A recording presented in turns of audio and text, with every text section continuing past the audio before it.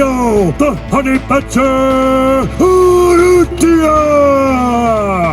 Yo, ladies and gentlemen, welcome to the Honey Badger Hour.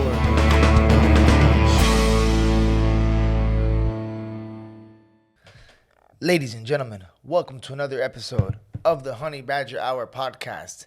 It's your boy, the Badger, and we are back. What's going on, everybody? It's good to be back on this beautiful Wednesday. We're in sunny Miami, Florida. The weather is quite beautiful right now. Not too hot, a little bit cold at night. And during the day, wow. One of the blessings of being and living in the 305. What's going on, y'all? We're shooting from the hip today. Solo dolo. We got no guests. A little bit strapped up for time. As you can see, we're in a little bit of our mock studio. I had an episode ready for you guys last night. I had some camera issues. I bought a brand new lens, recorded off the camera. Long story short, we came out a little bit delayed, but you know how it is, guys. We're a one-man operation, and we're doing our best to try to hang as much as we can. Big weekend, guys. Shout out to Luis Baboon Palomino, our guest last week on the podcast. If you guys haven't yet, I strongly recommend you check out that episode. It's one of my favorite episodes yet that we've done so far on the Honey Badger Hour podcast. Super informative, super real, just a great down-to-earth conversation with a man who's seen and done it all in the mixed martial arts and bare-knuckle fighting game. Big KFC, shout out to BKFC. They had the fights over the weekend. Friday night, we went to go see Baboon fight live in the main event against Austin Trout, defending his 165-pound title. Unfortunately, the decision did not go our way. Austin Trout ended up taking the decision, beating Luis Palomino on points in the main event. But overall, it was a great fight. Super tough matchup by two highly skilled fighters, you know. The show was absolutely unbelievable. Amazing show for BKFC. All the stars were out. Mike Perry was out there getting the crowd hype. They had the champ out there. The heavyweight champ was out there also. And the fights were packed. The energy, the crowd, everything was electric that night. Shout out to BKFC. They got a real good thing going right now. Not only is the shows and the fights really, really exciting, but the fans are really into it. The fans are knowledgeable. They know all the fighters. All the hometown heroes got the job done. And man, from the minute our butts hit the floor, it was straight knockouts. Every fight was a knockout. People were getting put to sleep left and right. Everything the fans want to see going into a fight. All right, when they go to a fight show, this is exactly what they want to see. So BKFC doing a good job bringing what the people wanted.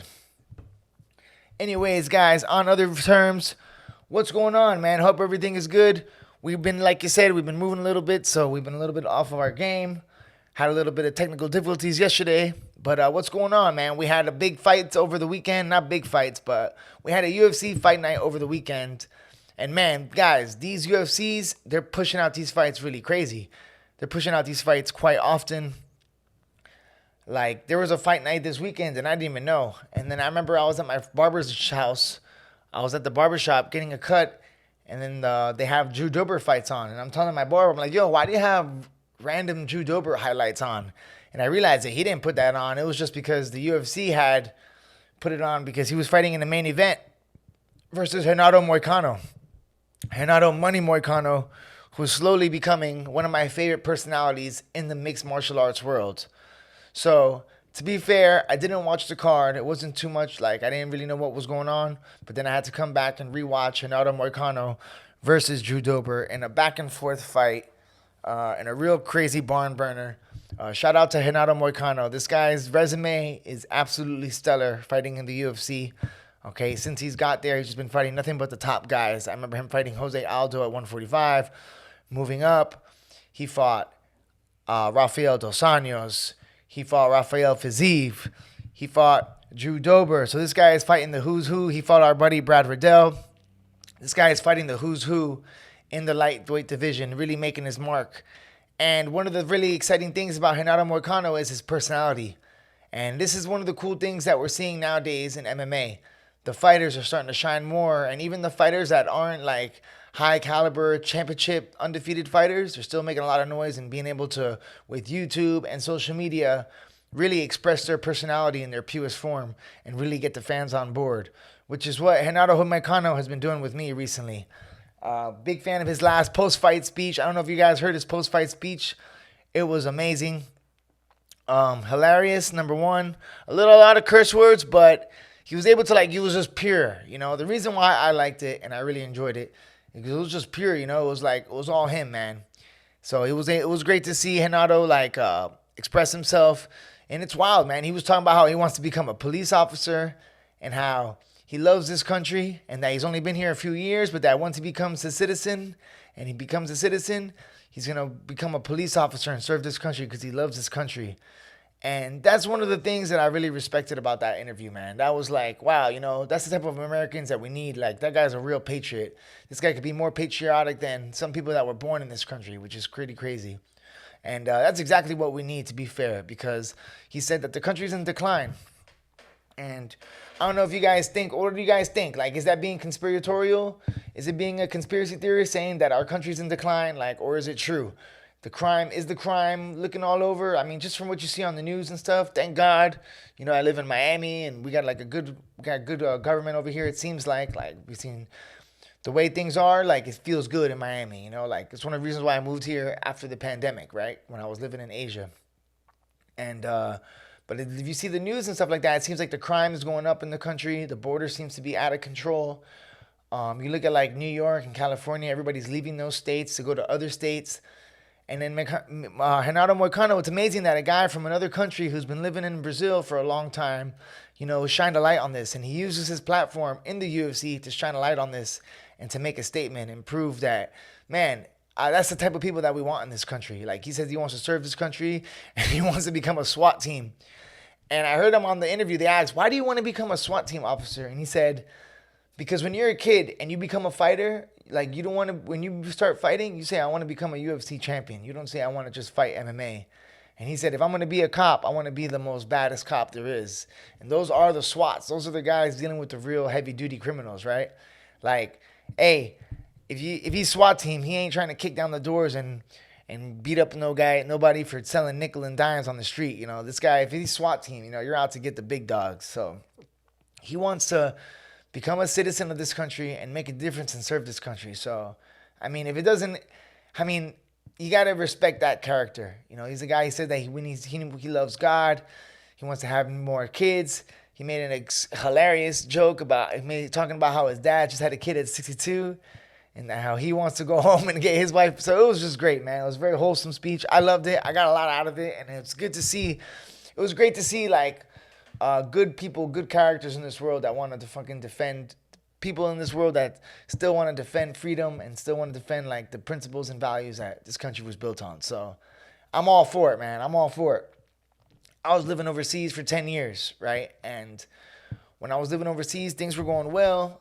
I was making money.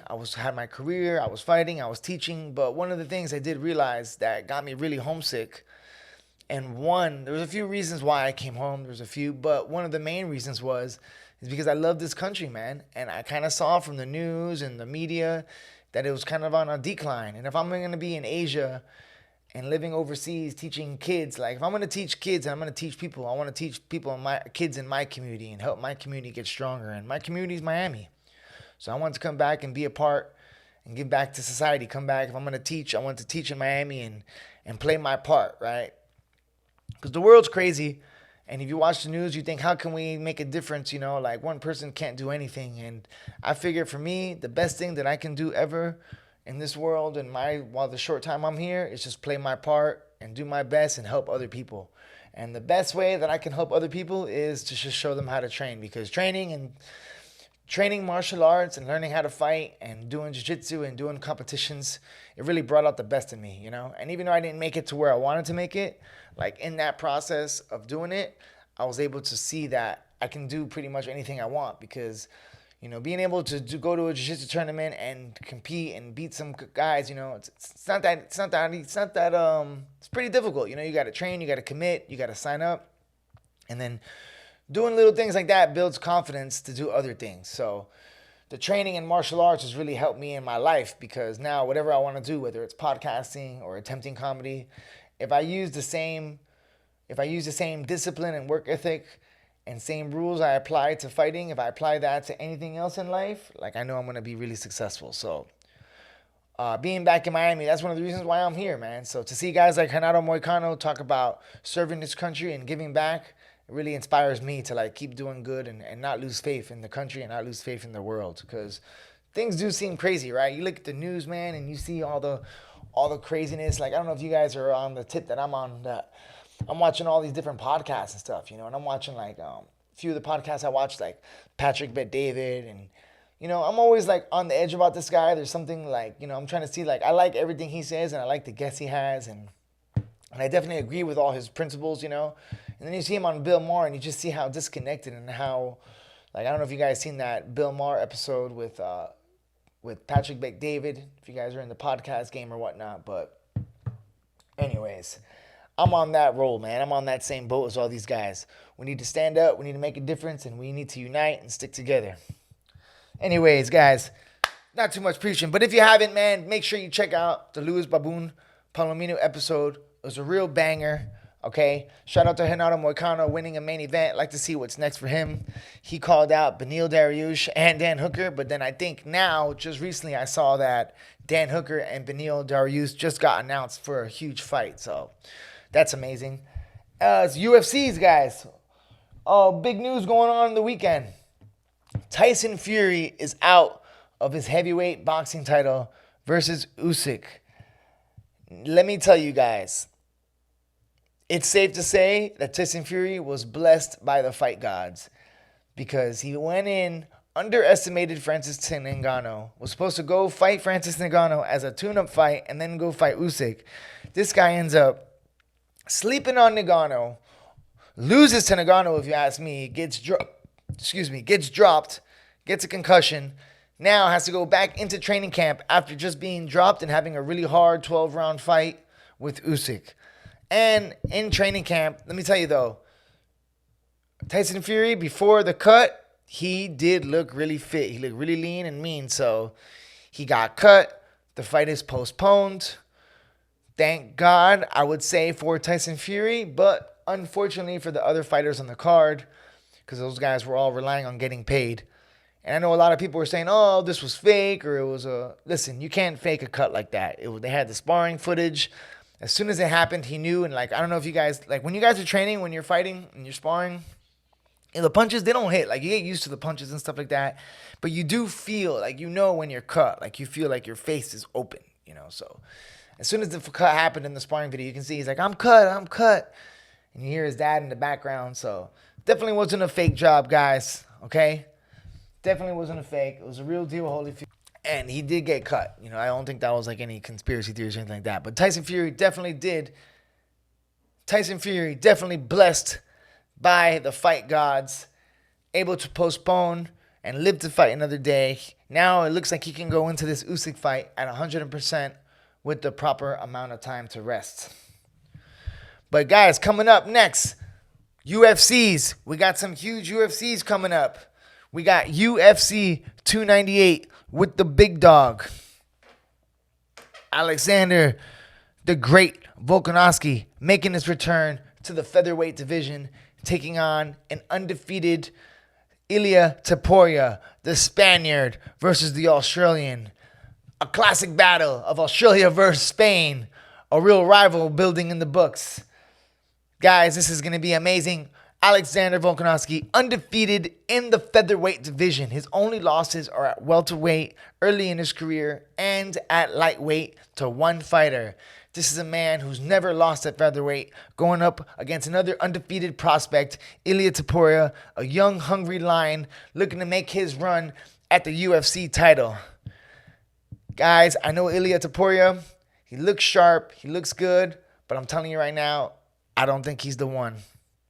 He is good, but I think he got a little bit of He got a little of a jump start on the title shot.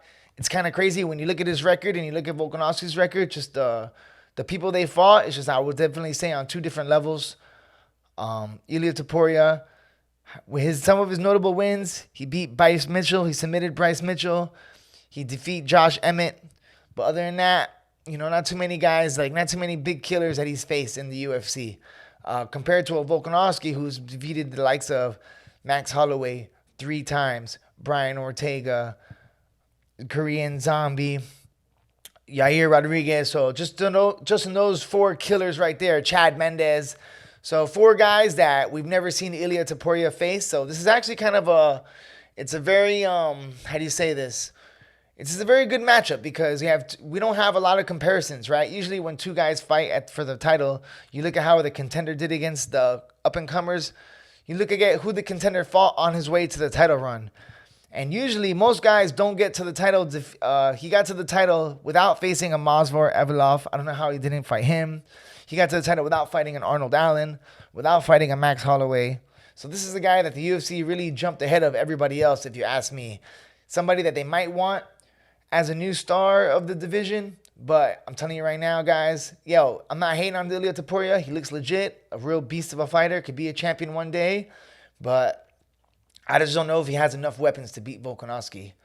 I mean, he's got some good hands and he got some good grappling, but to beat Volkanovski, he's a little bit, rudimentally, I want to say. He's very classic, basic Dutch style kickboxing, plots forward, hands up, good wrestling.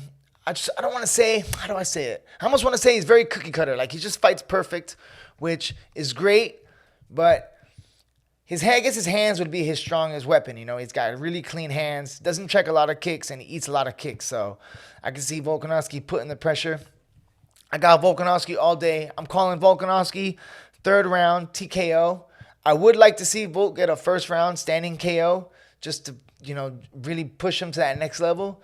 But I say with this fight, he's going to have to. If I was Volkanovski, I say he has too many weapons. He's too much good shape, too powerful, too strong, too fast. And right now, he's just on his peaking moment right now. I feel like he's just peaking right now. And against Topuria, how would I defeat Topuria? I feel like against a guy like Topuria, you're going to have to cook his legs in the 1st round, cook his legs, light him up on low kicks for the whole 1st round.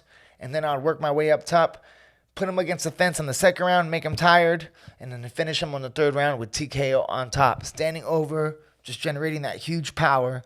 Boom, boom, boom, against the fence.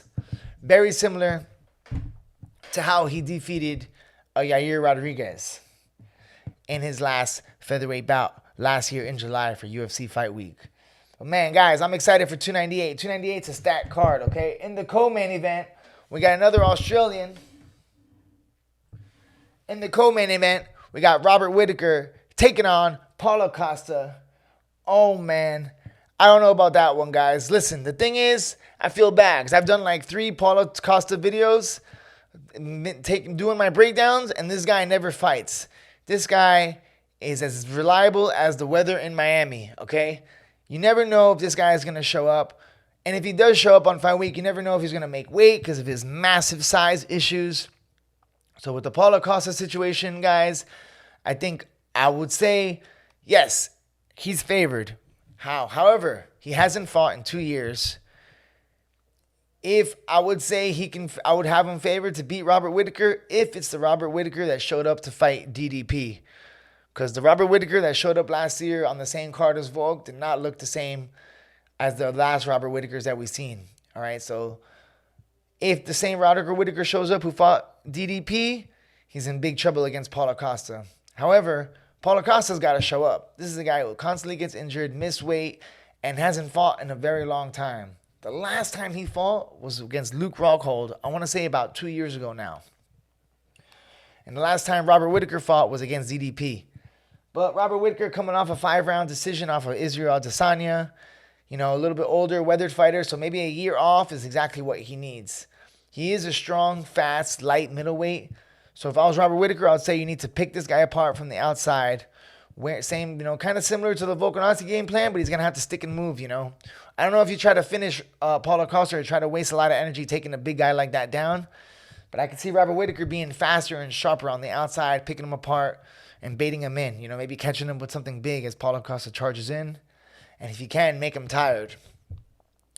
But Paulo Costa does have one of those big Yoel Romero-like frames where you think this guy is tired and gassed and done, and he just comes up with a surge of energy out of nowhere. So, Robert Whittaker versus Paulo Costa. I'm taking Paulo Costa if he shows up, even though my heart would go on Robert Whittaker. And if Robert Whittaker is the underdog, I will put money on Robert Whittaker just because Paulo Costa is such an unsure thing.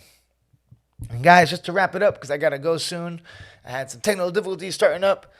Wrapping up, guys, we got Merab versus Henry Cejudo in another great fight. Henry Cejudo stepping up, trying to fight straight, only trying to fight the big dogs. So big ups to Henry Cejudo stepping up to fight Merab. And I'm going to go with, I got Merab on this one just on youth alone. Just on youth and experience alone, I'm going with Merab. However, if Henry Cejudo can defeat Merab, the title shot is wide open for him because I do think he's a better matchup versus Sugar Sean O'Malley than Aljamain Sterling. Just because Henry Cejudo's striking is really good and he has that indomitable chin. Where fighting Sugar Sean, you're going to have a good chin because you're going to have to eat a couple shots to get him down. Where he has a better chin than Aljamain Sterling. So, if he can get through Merab, he is a great matchup for Sugar Sean O'Malley. And Henry Cejudo can jump right back into title contention, which is pretty crazy. Being out of the game for so long and still being relevant. Shout out to Henry Cejudo. Anyways, guys, I got to head out. I got to go. Time is running low. There's a lot more that I wanted to talk on. But I appreciate the love. I appreciate the support, guys. Don't forget to like and subscribe on the little button below. Let me know who do you think will win in our UFC 298 matchup. Comment below. Are you on Team Topuria or are you on Team Volkanovski? You already know where I'm at. Anyways, guys, appreciate the love. Appreciate the support. I'll be looking on getting some more guests soon. All right, guys, I'm lining up a bunch of big guests. We got a lot of big things popping this year for the Honey Badger Hour podcast. Thank you guys for tuning in. Thanks for watching. I appreciate the love. Train hard. Always do your best. And we'll see you guys next week.